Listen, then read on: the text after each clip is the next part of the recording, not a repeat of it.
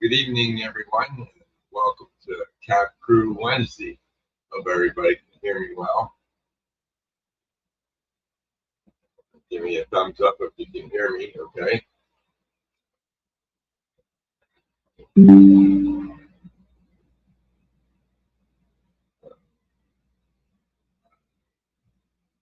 Hope everybody can hear me.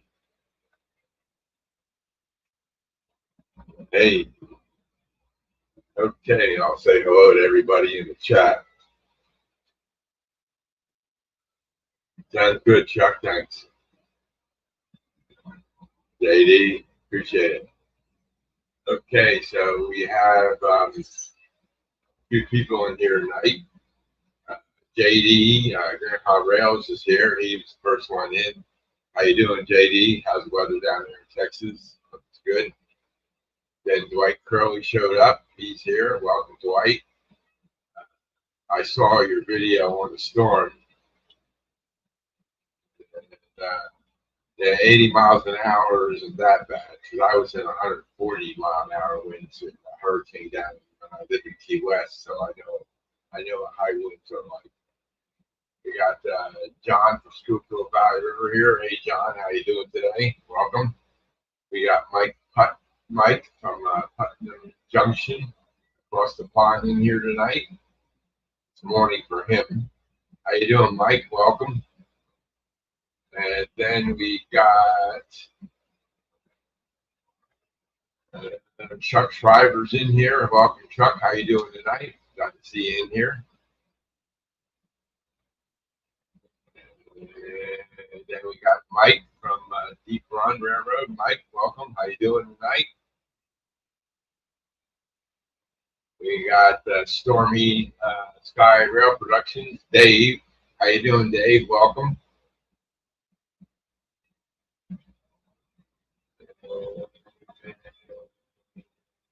We got Steve Childs in here. Hey, Steve, how you doing tonight? Welcome.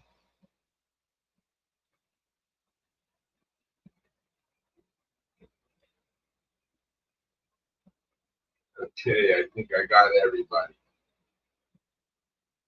So that's good.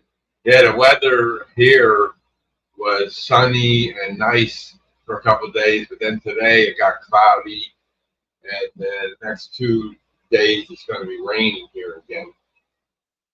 So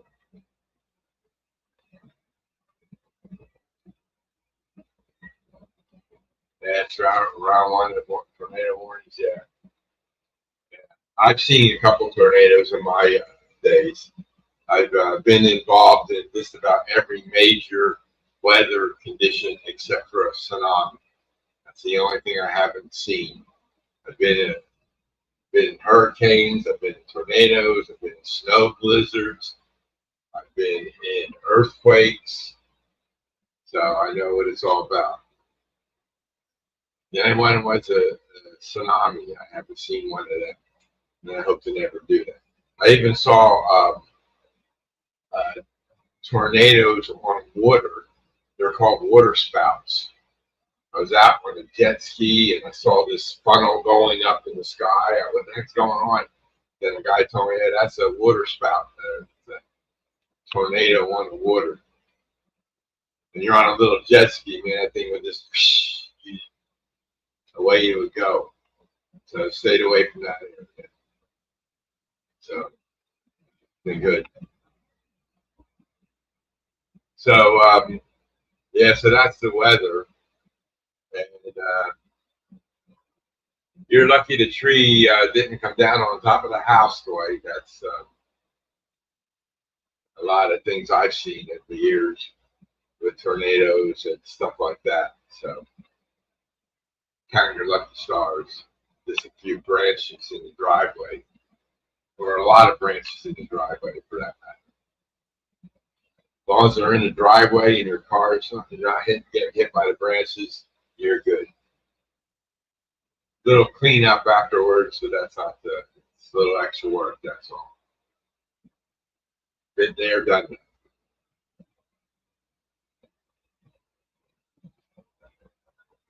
Yeah, we had one tornado in New Jersey one time. and it was weird. It The only place where I was living in my house when I was married, it came through that area, right in through there, and caused a lot of flooding and everything. The river road, which was a mile away from our house, there was a road called the River Road that runs along the Delaware River on the New Jersey side, and it was total destruction down there. All the trees were down, knocked down the power. We were out of power for a month. So, but I was lucky. We just went down my mom's, stayed there with the kids and everything, and just stayed there for a couple of weeks until power came back on. We go back home during the day when we weren't working and stuff, and clean up the mess that had left, stuff like that. I had a little shed in the backyard for the kids, and all their toys, they're supposed to put, when they're done playing with the toys, they're supposed to put them in there, the outside toys. And they did that really religiously, did a good job doing that. And that shed got blown apart from the tornado. It just splintered and just disappeared, nothing left of it. And it had shingles on the roof and everything. But the toys stayed right there. They didn't move. Just the building disappeared. We had a big, one of those trampolines the kid used to play on. I think it was like 36 feet in diameter or something like that. And I got a bug in the house here. I don't know how I got it there. And that thing took off and flew about 300 to 400 yards and landed in a tree row. And it was up in there. We just got a new one. The heck with it. And so a lot of damage that does. So see how how it is. So, but that's the weather stuff. So yeah, I've seen them all. I've seen them all. So I think the biggest snowstorm I was in was going to Buffalo, New York, and it there was 2 to 3 feet of snow on the high bar, 2 to 3 feet of snow on the highway, and driving through that was a nightmare. And it was late at night. We were trying to get to a wedding the next day. We got there finally, but that was the biggest snowstorm I've seen. So as you can see in the picture, my speed matching test track is here. And I was doing a couple of engines before the show started, and both of them failed. And they failed with an error that I didn't see before. It said, cannot create speed table. Locomotive has mechanical or decoder problem. So I don't know. I wrote down the decoder names, and I'll talk to Soundtracks tomorrow about them, find out what's going on. I went in and set some CVs and ran it again, but I got the same error condition. So maybe I have to do a factory reset on both of those decoders. I don't know yet. So I took another engine and ran it around with the script, and it ran fine, and it created the speed table entries and all that. So this is another engine on the track here. He's ready to go. Now he's running in reverse mode, and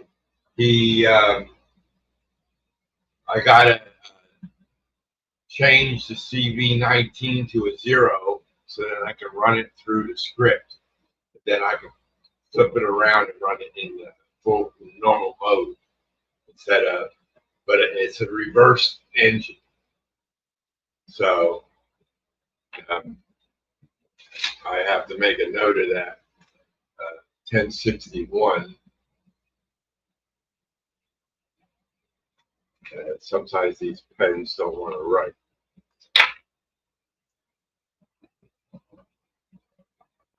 None of them want to work.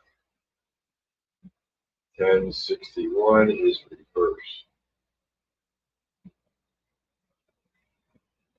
Okay. So I can share my screen and show you how this thing works. I was on Steve Tyler's show last night, and we were both comparing and running the script and everything. Now, it's funny, on his script, which is the same one I'm using, his works. His writes the CVs out to the engine decoder, no problem. Mine, I got to go in and modify some of it. So the only difference is he's running an older version of JMRI than I'm running. I don't know exactly what version he's running, but he's running version 4 point something, and I'm running version 5.7.3, which is the latest version. Now there's a new test version out, and maybe I'll try that and see if that fixes the problem.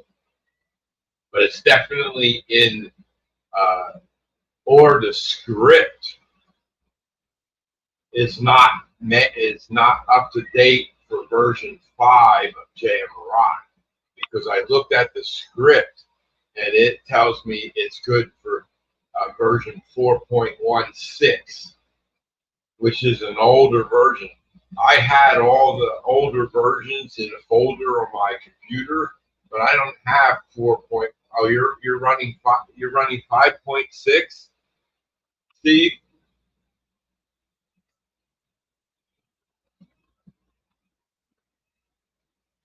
Okay, that's a version level below mine. So is it 5.6? What is it, 5.6 what? There's always 3 digits on the number. When you find out, let me know.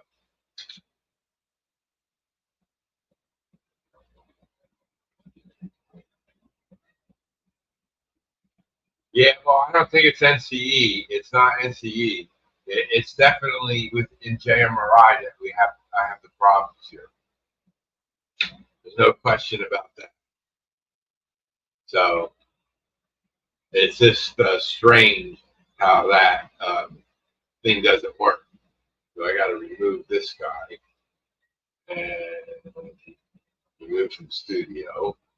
Let me share my screen here.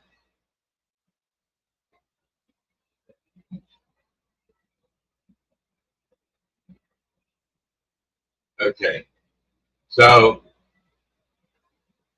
yes, JMRI 5.6 and a bunch of letters.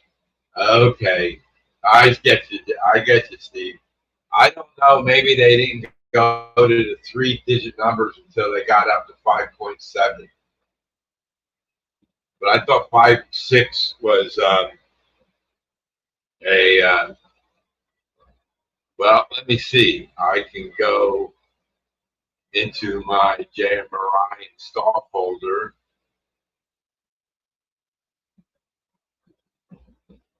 Oh, okay. 5.6 plus R89A 87446CB is what I have. That's the one that I can load up and run. So that's the version of 5.6 that I have. I got 5.5.1, 5.3.7. I got all the way back to 4.22 that I can load up and try different things to see. But I don't mind fixing the ones. But it'd be nice if it just fixed it and did it.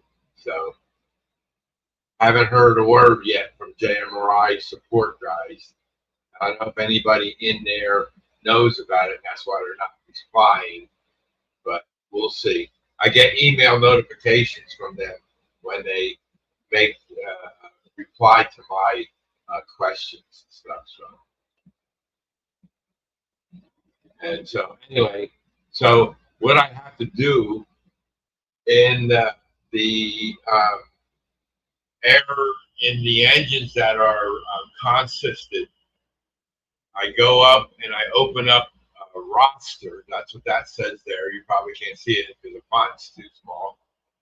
And then this is the roster. Now this engine I got here is 101061. That's this guy right here. And I open that up and I go into CV tab and I go down to CV19 and I read CV19 just to double check. And CV19 is 189. That's reverse mode. 189.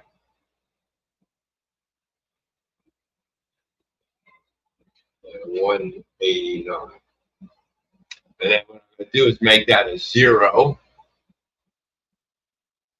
And I'm going to write that out. And it says OK down at the bottom of the screen there. Can't see it because this sharing bar is here. And if I move the screen up a little bit, you can see that it gave an OK for this. Then I go up, I click File and save this. Then I close this down. And then I close this down. Yep, that's the one. Yeah, that's the one I have.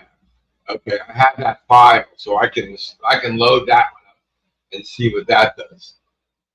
So now what I do is I put locomotive 1061 in here.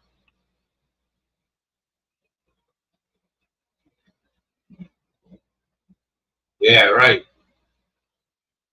And I got 1061 here, and it's HO scale.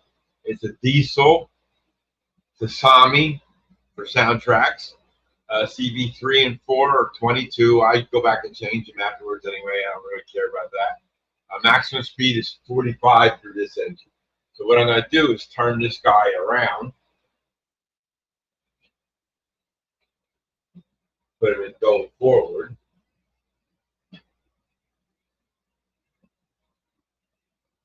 Now we start him in block 1. And then I go up here and I clear the log file. And then I click on start. And now it's logging and it's starting. And it should say warming up. Oh, it's going in the other direction. Oh, well, that's okay. We'll let it go. It's going reverse. Or it's going forward. I don't know which way it's going. But it's pointing forward. So we'll have to wait and see how it works out. It doesn't matter which way it goes around. This runs and it's warming up the engine right now. And then it'll couple laps, then it'll stop, and then go in the other direction. So what I'm going to do, make myself bigger. That way you can see the engine running. There it comes around again.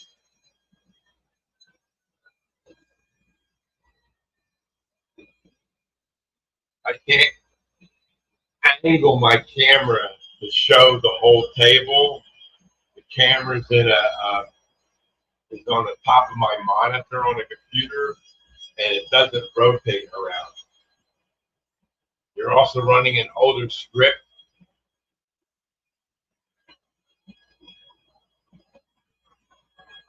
So I'm going to talk to my developer buddy and see if I can load up another version on my same computer here and see if I can look that up. And then you have to let me know which script that you're running there, Steve. So now it's still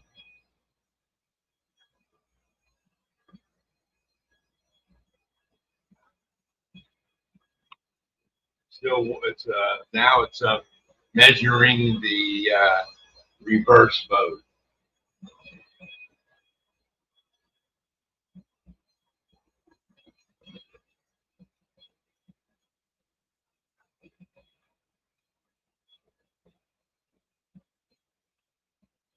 Nobody new came in here, right? It's Barbara's right?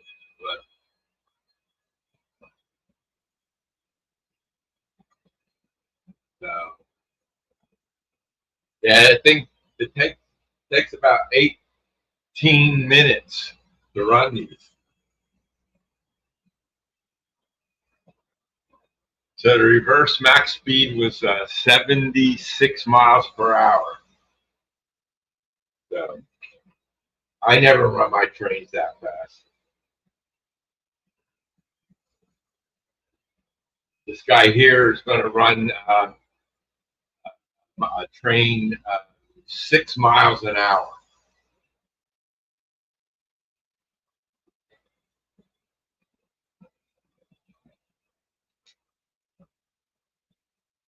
That's what I do. I once I get them all, the CVs all set, then I run the engines through and I go through the speed meter to get how fast they're running. And then I go back and change the CV settings to get them to match each engine. So it's a two-step process. Well, more than that, because I run it, then I got to fix the CVs, and then I got to run the next engine in the consist. However many there are. This train has 3 engines in the consist.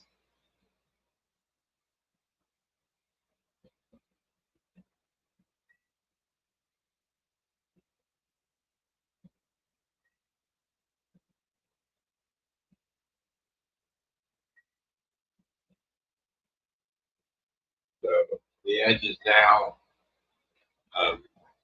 going through the different throttle settings.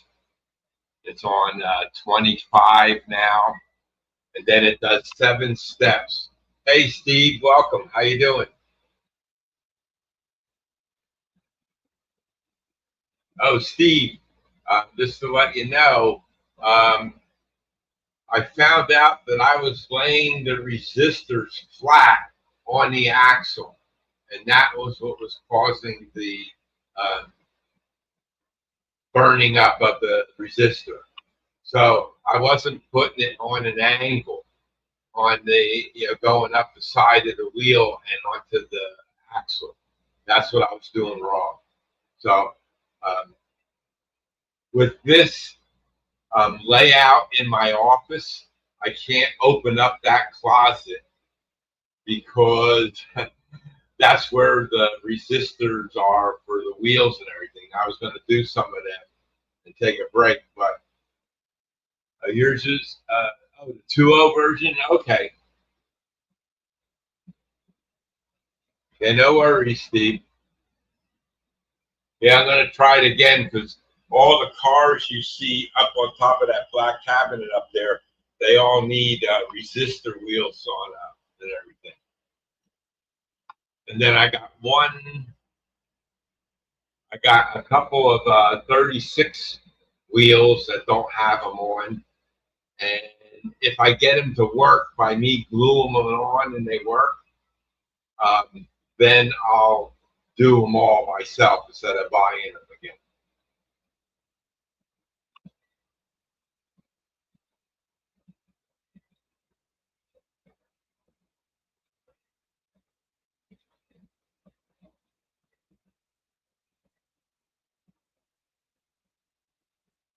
Yeah, so while we're waiting this thing to go through its steps, it's down to speed step 10 right now.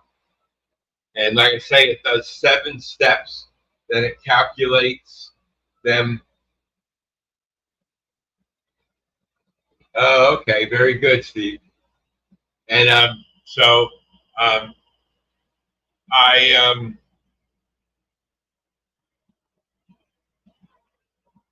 I had a BLI SW7 that the motor died on it.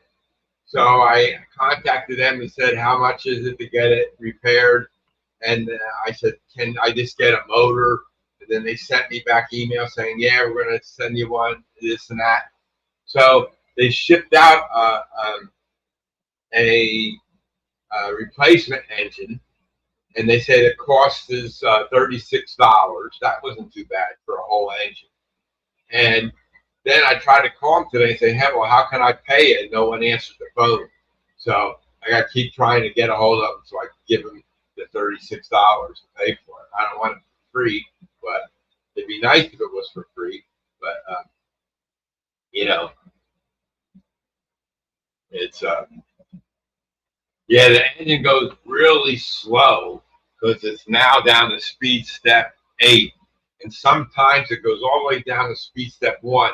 Sometimes it gets to 2 or 3, even 4, and then it jumps up again, starts going faster and everything. So I guess it depends on how much calculation it got when it's running the script.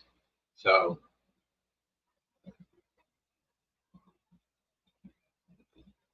I have 23 engines completed. They're on the other side, and they're all facing that direction towards the door. And these on this side are ones that I'm working on or didn't get to yet. So there's 32 engines on this table that I'm speed matching. I even did the switchers and everything. But then I went up and I go, "Oh, I got engines in my roundhouse." So I found 2 other engines up there that I want to do. The other one, I'm not going to touch it because that's the one that has 2 decoders in it. And if I ever run that engine, it's going to be by itself anyway. So I'm not going to consist anything with that one. So, but so now it's down to speed step 6. Now it's going up to 7. See, so it went down to 4. Now it's making its way back up again. And it's going to start creeping up, creeping up, and creeping up, and creeping up. And until it gets to a high number, then it cuts off the script and writes out the CVs to the decoder. So at least I found out where it's doing that part. It's writing out all the CVs at the end of the script. So it would have been better if they would write out each one as it calculates it. Then, because it could be something like it's just trying to write them all out too quickly, something stupid like that, and that's why it doesn't. Because when you use your device and go into CVs, you only can work on one at a time. You can't do multiples. Even in Decoder Pro, you can't highlight a bunch and read them all. You can't do this. What does the script do to calculate the CV to speed? Okay, Mike, what it does is there's 16 sections of track on this layout here, 16 of them. Each one is its own block. When the engine hits the block, it starts calculating how fast it's going inside the block. And then what it does is it writes that out, and it does 7 of those steps, and it gives a value, and then this averages out those values, and that's how it comes up with the speed value. I hope I explained that to you clear enough. But that's my understanding of how it's doing it. Okay, because it goes on by speed steps. They call them throttle settings. Okay, because I think that's a Digitrax term. Throttle. I call it speed steps. Uh, on my Power Cab or my Power Pro, I hit the throttle up and it's a number of speed steps. 1, 2, 3, 4, 5, 6, 7, 8, blah, blah, blah. And it's doing throttle settings. So each throttle setting, then it does 7 steps within each throttle setting. Then it does a calculation, and then it calculates uh, for the speed value in the table. And then at the end of the script, it writes out all of the CVs from 67 to 94, and it shows them what the values are of each one of those CVs.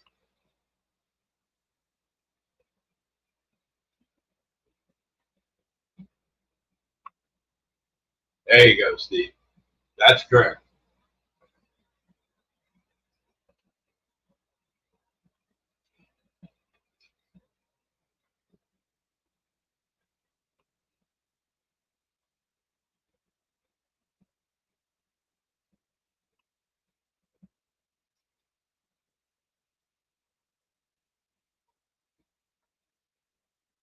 Yeah, so Steve has the same setup, but he's a Digitrax user and I'm an NCE user. So this is why we both did one, because he had Digitrax and I had NCE. But I had more work to do because the scripts were written for Digitrax and not for NCE. So I had to modify my script for NCE Mentor, and it wasn't that difficult, but at least I knew what to change.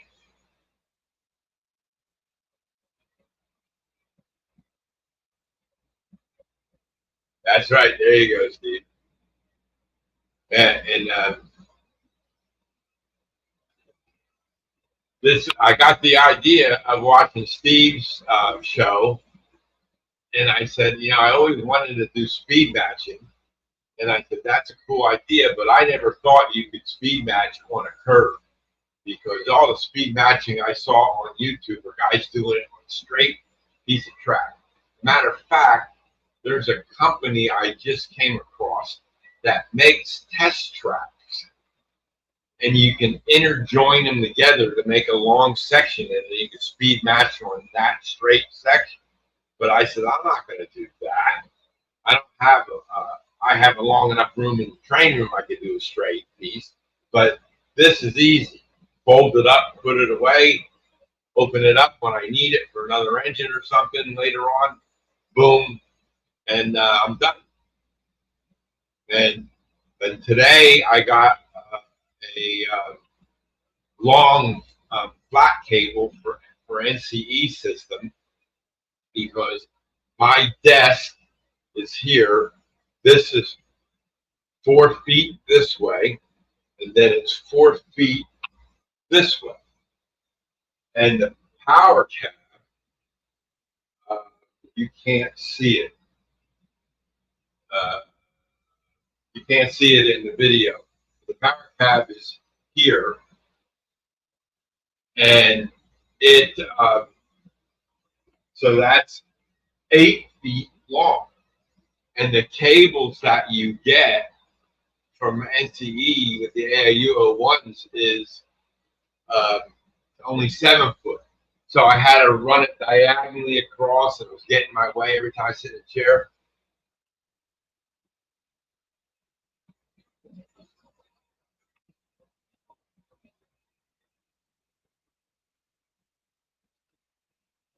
Oh yeah. Well, um, I didn't create this script, Steve, Cowboy Steve. I didn't create the script. A couple of guys, Steve Childers knows. Um, they wrote the script, and I guess they were JMRI users, so that the code is up on the JMRI forum. You can get it and download it from there. Okay. Now, I've written other scripts for JMRI to do things in the past. And if I ever need help, I got a guy that I know that is a developer, and him and I talk on the phone. We email back and forth. Uh, he even connects to my computer, and we work on things together, stuff like that. Because my JMRI panels are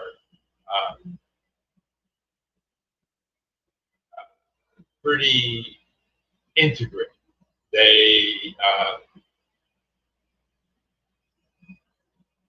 they interconnect with each other because I have 8 panels on different monitors and everything. So to do that, it took a lot of work to get that all to work. Yeah, that's a shame, Steve. So, yeah, what can you do? You know?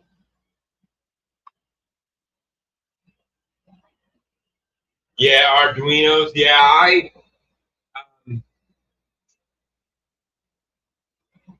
I don't know.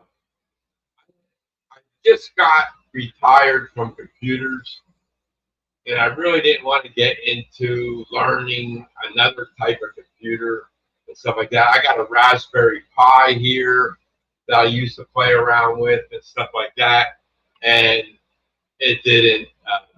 I'm not interested in building things with Arduino. If I like to do the crossing gates, I got a board from somebody, and I got a tortoise machine, and I put the thing together myself and got it to work and all that kind of stuff. So,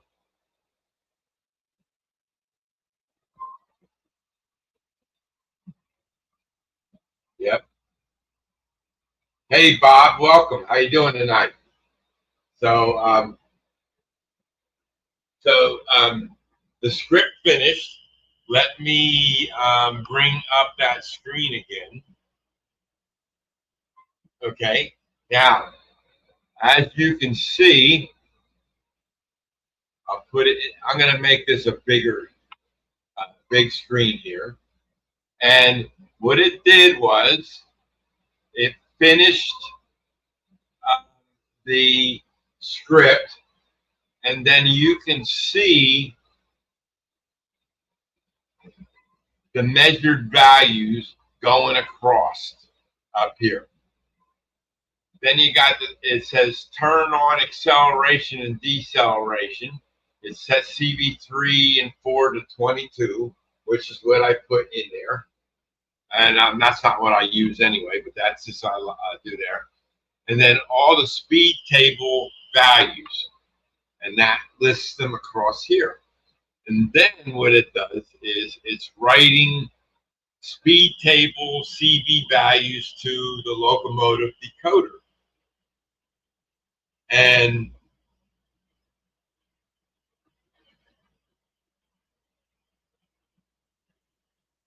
then it goes CV67 all the way down to CV94.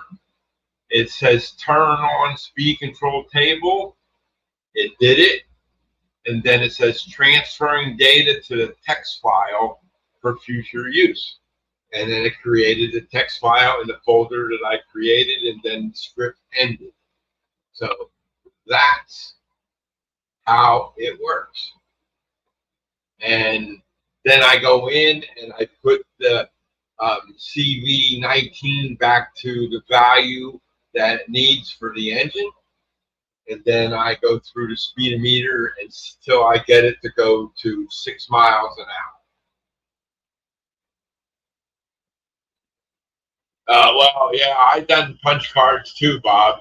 That was back in the 70s. And then I worked in engineering for 10 years. I was in electrical engineering, and we designed the power transmission towers, those gray, um, they look like cones. They scroll. That's what we used to design and manufacture at the company I worked.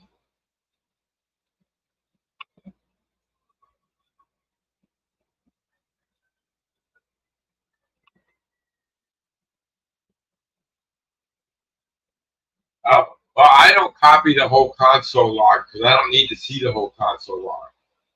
I just I just need to see the CV values that are created. That's all I need. So that text file that's created gives you just a couple little lines, and it doesn't. I don't. The whole log file would be just too much to go through all the time. So I just get what's here, and then that's that. Yeah, just the CVs, right? So that's that. So I gotta make that smaller, bring that over to there, and that's basically it. So uh, and then like I got my subway engines to do here. There's two sets here. Um, this is a motorized B unit that I put on the subway train because the one engine couldn't pull the track cleaning car around. It was too heavy. So I made the subways a consist, and this is this a B unit with a motor in it. And same thing with the other train. Now, I don't know. They're both New York Central B units, and I don't know if I'm going to. Um, is I don't know if I want to paint this one silver, paint that one red, and make it match MTA. I might just leave them New York Central. So that's all. Deep run my script is alternate speed match. Oh, yeah. Alternate. Yeah, here, I'll show you. Uh, Scripts.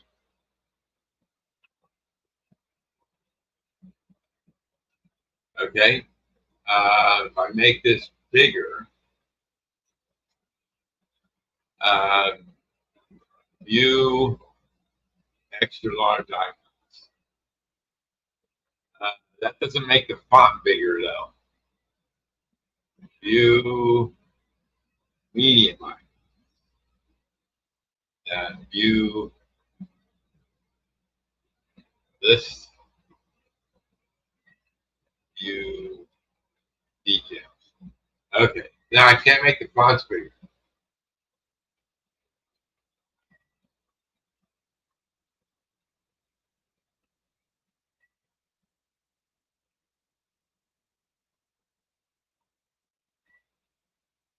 Oh, nice, Steve. What town was that in, Steve? It was supposed to be in Pennsylvania. Yeah. See, here's ultimate speed match. Um, 3-0. And here's alternate speed match 2-0. Ultimate speed match version 2.0. Alternate speed match version 3.0. Now you're saying, how come you have so many scripts there? Well, there are other things I do. Okay. When I get a script and download it and I make modifications to it, I make it a new number. So that way I don't mess with the original script. Old Fort, Ohio, about halfway between Astoria, Ohio, and Belgium. Wish the old elevator was still there. Yeah. Okay. And then this is another one up here. This is Speed Step. Oh, I can't type there. That's Speed Set 2023 CV5 version 2. I never tried that one, and it doesn't write a log out and stuff, so I'm not going to bother with that one. But these are the ones that I found, and I'll try the 2.0 on those two engines to see if they run even on this JMRI version. So I'll try that after the show, and we'll see what happens there. So the next step I do is I take these engines and I go into Decoder Pro and I change the CVs that it didn't change, stuff like that. I check all the CVs with that log file. If I go here, here's all the log files for each one of the engines. So I got 25 of them done now. And the engine we just did was 1061, and that's this guy right here. So that's Loco 1061 DCC number 1061 Tasami.txt file. And if you open it up and I bring over here this, make this big, see, this is Notepad++, and then here's the CV values here. And then I just I bring that on one monitor over here, and I have the other monitor over here, and that's why I love two monitors on a computer. And every one of my computer has multi-monitors on it. I can't work with just one monitor. And then I can compare, and I go through each CV, make sure they're the right values, and boom, and then I take the engine, put it on a test track, and I know it's mile per hour I want to go, and I test it at that speed step to make sure it goes through there. And that's where I might have to change CV 66 or 60, 66 and 95. So those are the two that I have to modify depending on which way the engine is going. Like this one here is in reverse. So this guy here, I'll have to set CV 95 if I got to match it with the lead engine. See how fast the lead engine is going. So that's this guy. He's off the track now. See, he's number 611. He's the lead engine of this train. I had to add this engine on this train to give it a little more power because of the track cleaning car. So, because I run a track cleaning car every time I run the train, and that's the ultimate track cleaning guy. His cars with the sandpaper pads on the bottom, and the pins go up and down on the track and everything. So, and they work really well. Now the ones on the subway system, I bought the pins from him, and I designed my own. I haven't tried running them yet because I've been working on all these other things here. And once I try to run them, if they don't work, I got to try something else for that up there. So, but we'll see. So, but this is what should make it interesting. And, I did run the, Steve, I did run the Ultimate Speed Match version 2. And it did the same thing with the CVs. I had to manually change a couple of them. And it's not always the same CVs.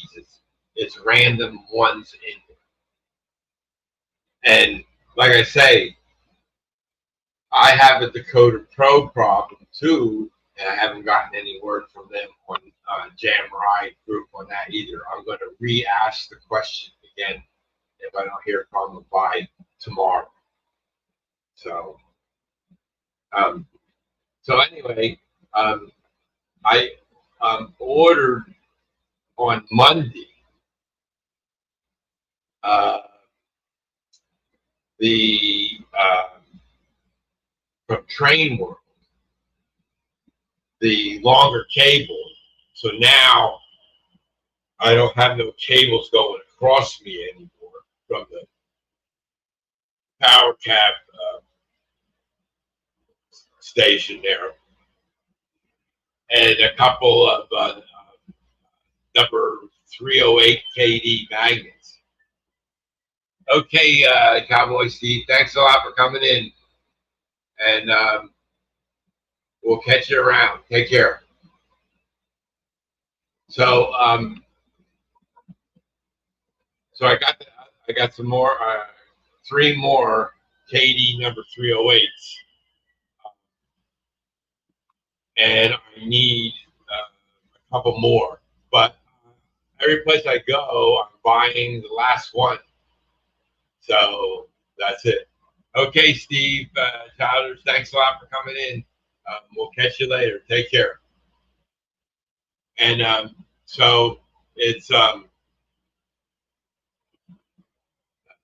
I need to find somebody else to have some more of them so I can order the rest of them so I can finish up that project. But it takes a little while to cut underneath each track because they slide underneath the track and stuff like that. So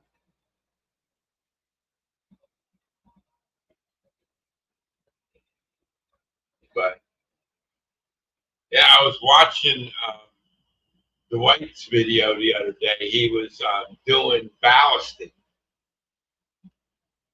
and I was watching him do it, and I go, man, I don't know if I'd like to do it that way or not. But then I thought, I have some spots on my tracks that the ballast got in a clump and then it broke off, and now I got to reballast it, you know. So maybe that method will work better than I always used to just put water down to moisten it. Then I would put the ballast down, and then I would use my Mod Podge mixture and take an eyedropper and squeeze it on there. But I think what's happening with the eyedropper, it's not catching all of the pieces of gravel or the you know, the and it's not catching on them, and that's why they are loose sometimes. So I'm going to try that on patching my spots that I need to patch. So that's another thing that I want to try and see. So let me minimize this. So I mean, there's one more engine to go in this in this consist. I'm not going to bore you to death with all them on there, but you guys get the idea, and it works pretty good. And the only thing is, like those 2 other engines, is I got to figure out what's going on with those engines. And maybe I'll try the older script on those engines. I'm going to give that a try and see if it works. So they both had the same error condition, and they're both a Soundtracks decoder. They're 21 pin decoders put in there, and one's it's a PNEM8. And okay, Mike. Take care. Good night, and have a nice night's sleep. And we'll catch you next time. Take care. So, and one's an EMD diesel, and the other one's an Alco diesel. I don't know if there's much difference between the two, except probably for the sounds and the motor things or something like that. But there are 21 pin decoders in these. Make myself bigger again. In this guy, and these are Bowser engines. They came with ESU decoders. They didn't do what I like, so I put a soundtracks decoder in them. They run really good. It's just that the script, I don't know what it saw. And then here's the other guy.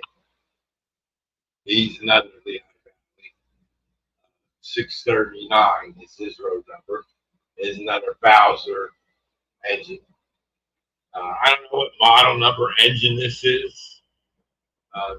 They're the two of the three longest ones I have. I have these two.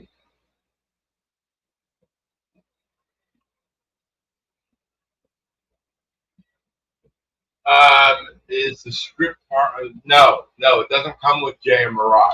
You have to go on the Mike. You have to go on the JMRI website, the one that they have all the forms on, and you can ask questions and stuff like that. And then that's where you can download the versions of JMRI, and then you can download scripts. When you install JMRI, it creates a script folder, and there's a couple of sample scripts in that folder, but not these kind of scripts are in there. Okay, be nice if they did, but too many things that you have to have set up before you can run the script. You just don't get the script and run it. You don't want to run this on your layout either, because like I was saying in my videos, the track has to be super clean, and the engine wheels have to be super clean. So, yeah, it's a good site, and you can sign in, and then you become a member of the JMRI site. Then you set it up, and you get a daily log. What that log gives you is all the questions that people asked that weren't answered yet, and then the next section are the ones that weren't answered. And so, and it shows, and that because you don't know, you might be running JMRI and you're having a problem you don't know, and then you get the email and somebody else had the same problem or something similar. You can click on that and see all the responses of all the people that responded to that guy's question. See, the problem I had with my Decoder Pro question, I put the wrong version number on my message, and it was a typo. I was typing, and I had the wrong number on there, and the guy replied back and said, "We don't have this version number." So then I had to reply back with the version number, and then I haven't heard anybody come back with anything. So I'm going to do that. Yeah, your post. Hey, Ronald Renew, how you doing? Welcome. So it's you have to be careful when you're typing up a question, So I give them my version numbers and everything, and then that way they know what to look into and stuff. So, but I'm going to send my developer guy a question, friend. I'm going to send him. That's good to know, Ronald. I'm going to ask him about running an older version of JMRI and keeping the newer version up, and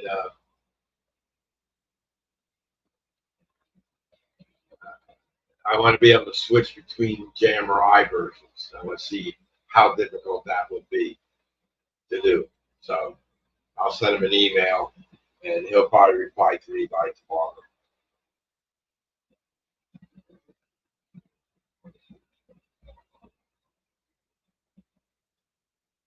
Hi, Bob, birthday.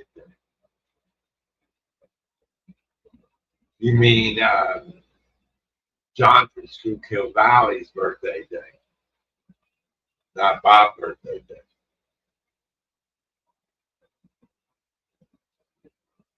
Oh, it's your birthday today. Oh, happy birthday, Ron. 21 today?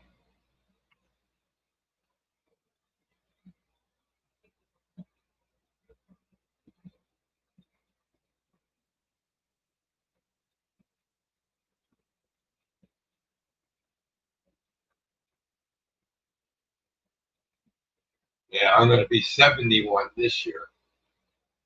Moving up.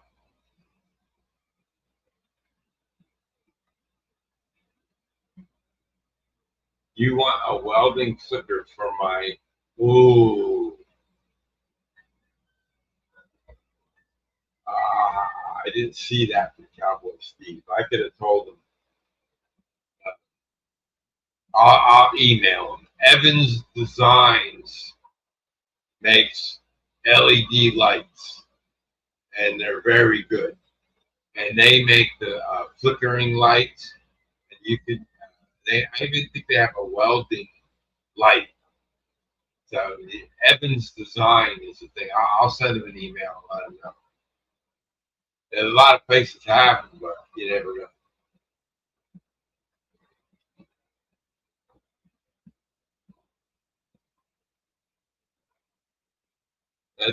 Today, Ronald, it's Stormy Dwight Day.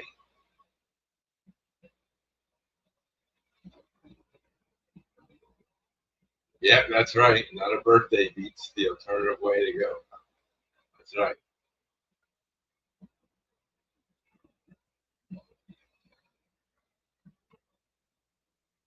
See, YouTube should send out notifications to all your subscribers of people's birthdays so that they would know.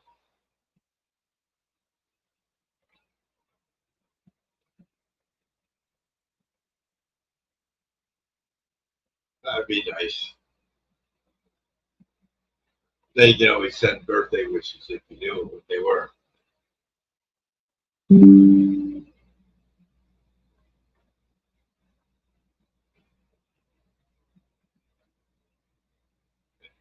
That's basic stuff. Yeah, so I was talking about my train world order. I ordered it on Monday, early in the morning. They shipped it out before noontime, and it came today on Wednesday. That's from Brooklyn, New York to New Jersey. And that was by UPS. So that was pretty good. That's what I expect.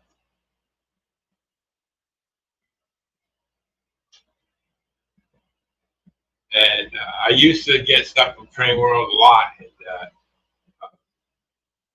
when I was first building the layout, I needed a lot of supplies and everything. Now it's just specialty items that I need. But I bought the last three KD 308s they had in stock. The guy on eBay, I bought the last ones that he had in his stock. So I got to look for some more. I think I need 6 more of them to finish up my big yard. So, uh, you know, I'll get them. I got other ones to put in and stuff yet. So, but like I say, it takes time to cut them out, put them in place. So, but it's pretty good to get something done. Near. always trying to, one thing leads to another a lot of times. But like this here, I started it out and I tried to run a script and it failed. And I go, what's going on? What's going on? And, I couldn't figure it out. What the error was, I didn't know. Then I finally figured it out and made the changes. And this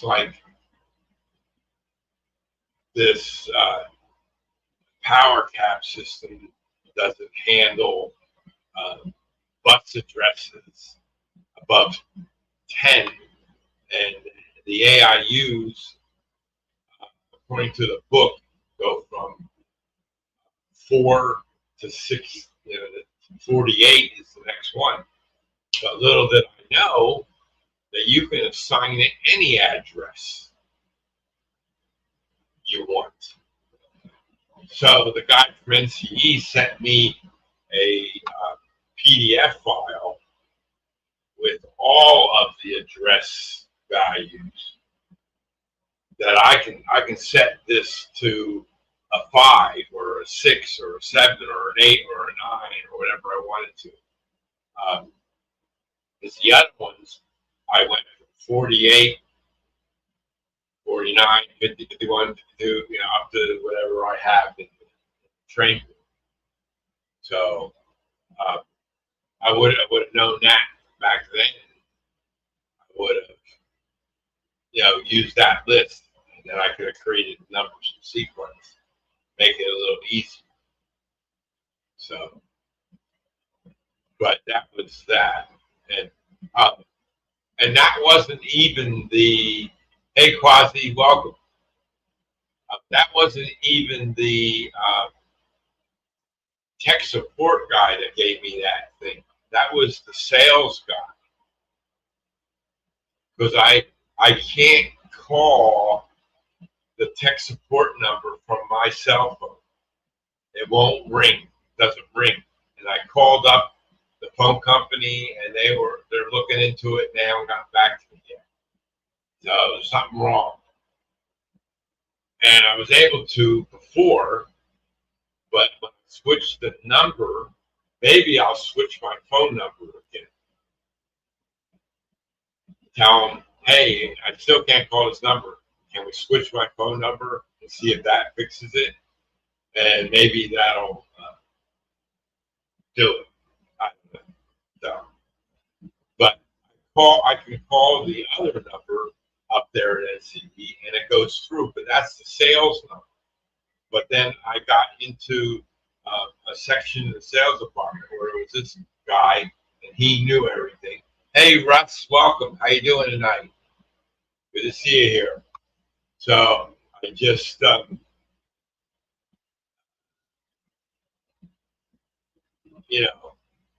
I got lucky getting the guy that knew what I was talking about off the sales number. His name was Matthew. Ed is the guy I usually talk to at NCE, but I can't get through to him on my phone, so I have to email, the support number. So it is what it is. So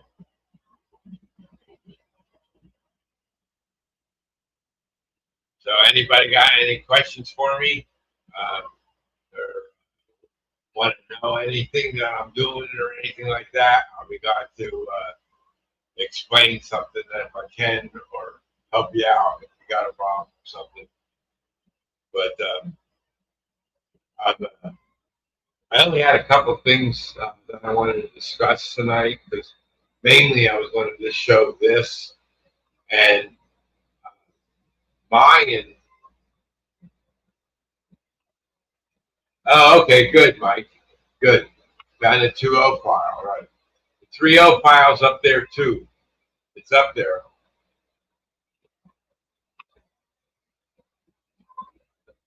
What version of JMR are you running, Mike, or are you not running JMR?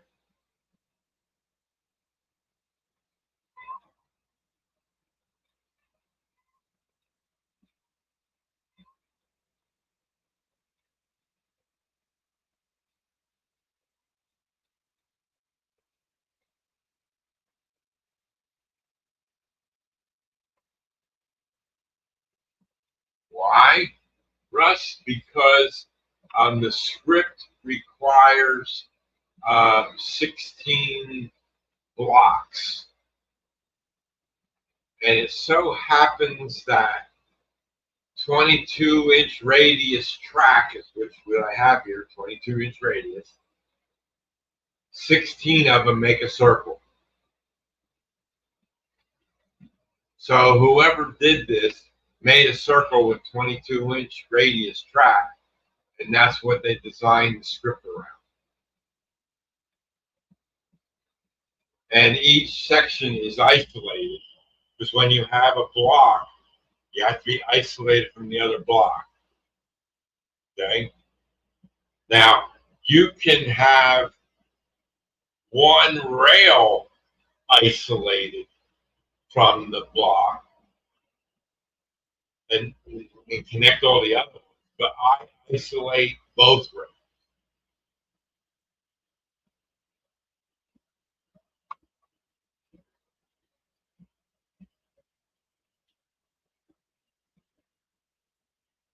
Oh, okay, good. Where'd you see that at?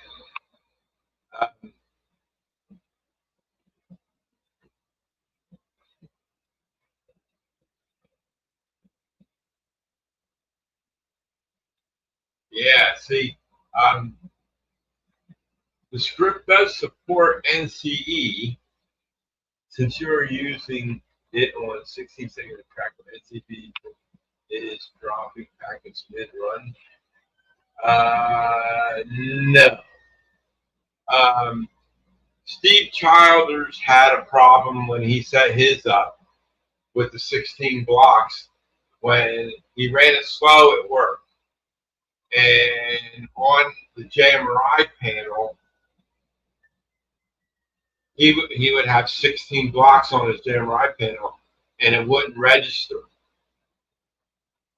The sensor wouldn't trigger it when he was going faster.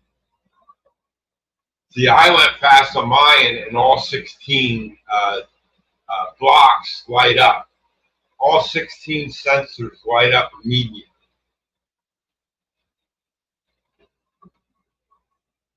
I'm using 514. Okay. Yeah, that's an older version, Mike.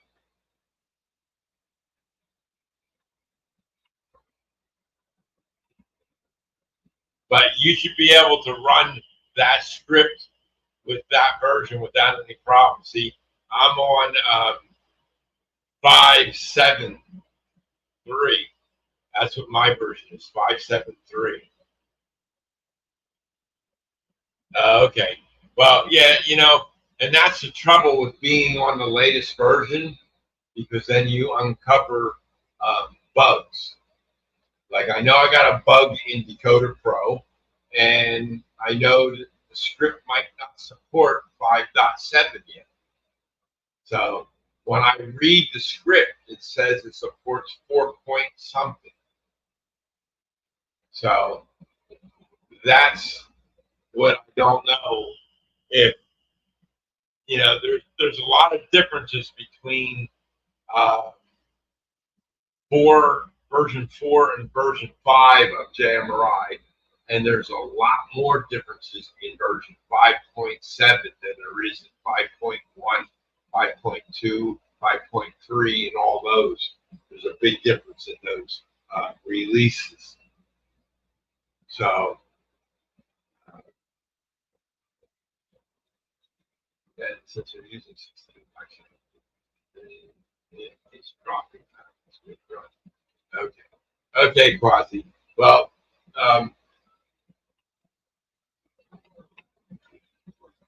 the funny thing is, though, Quasi, when the script runs, it writes out all the CV values at the end of the script to the decoder. Okay?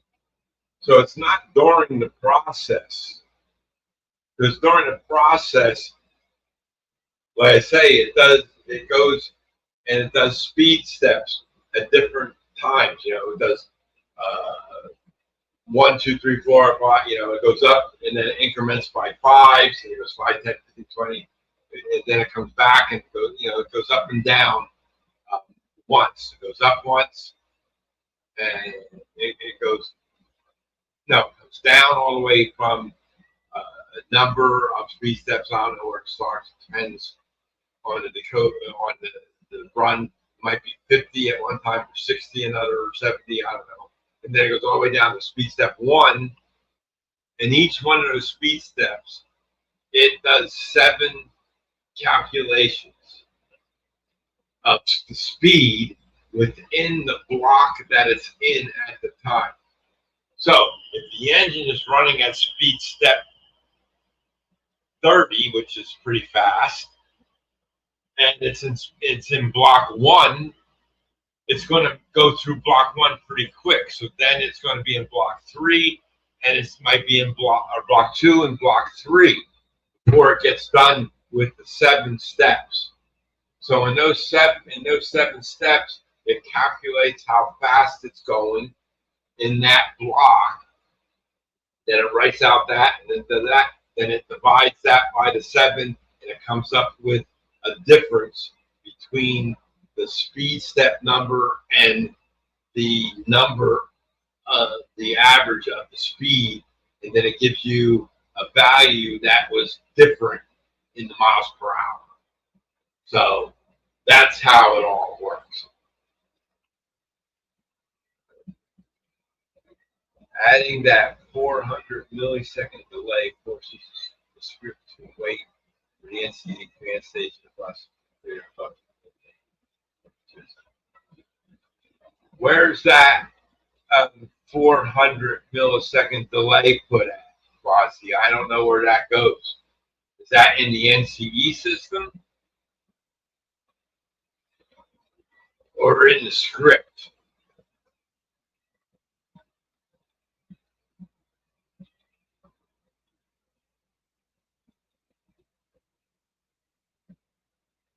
If you can email me the link that you read that in, I would love to see that. Oh, add a delay.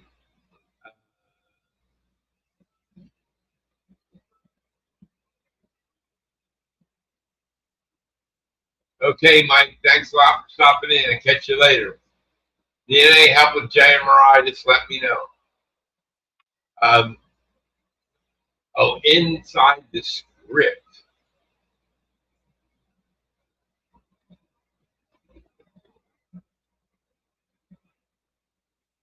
Okay. A 400 millisecond delay.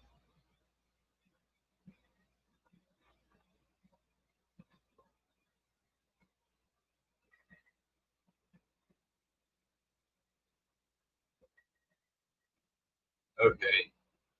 How's that? This exact line directly under the right command. Jam right until.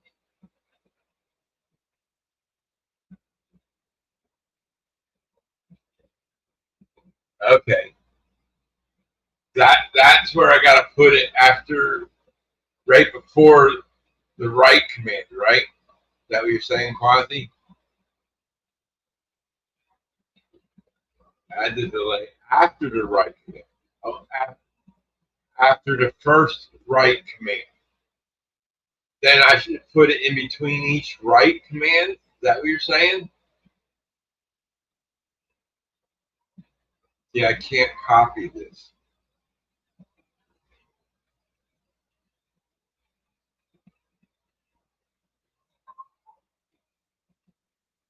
Uh,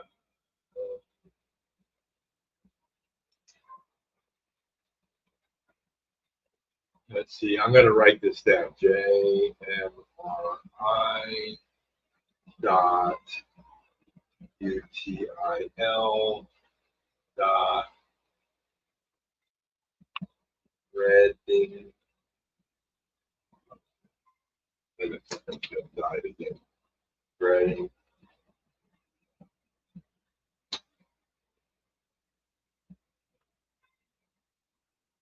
Spreading.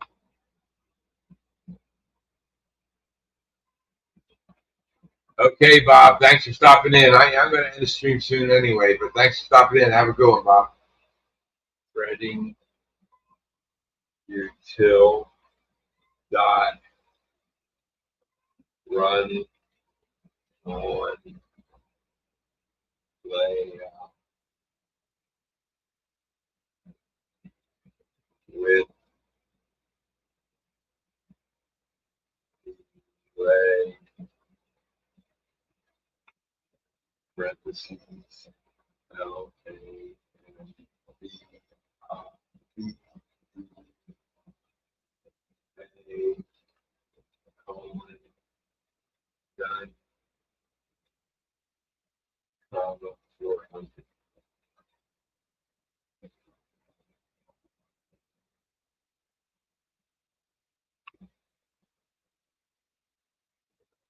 Okay.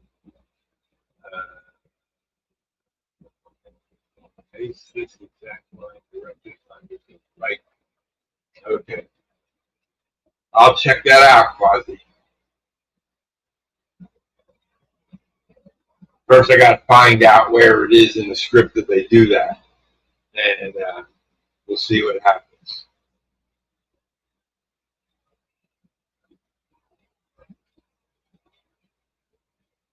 See, that's what the guys who wrote this should be telling me. That's who I got to get in touch with the guy who wrote the code. The guy that did the most of the code. He passed away, according to Steve Childers. But there's other guys in the group that should know about this, right? You would think. So, all right, guys. Well, I just wanted to thank everybody for coming in tonight. I appreciate every one of you. And hope everybody has a great week for the rest of the week. Don't forget to watch Jim Tedesco tomorrow at 6 o'clock. And I think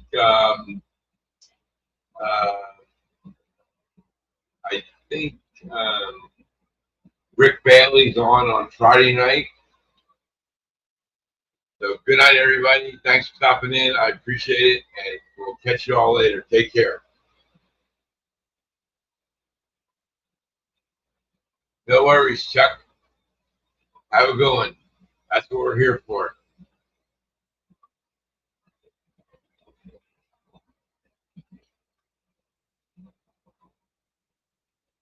Okay, sounds good, Bossy. I'll check it out. Now, I'm going to ask the developers first before I do anything, but that's good. Okay, good night, everyone. Take care.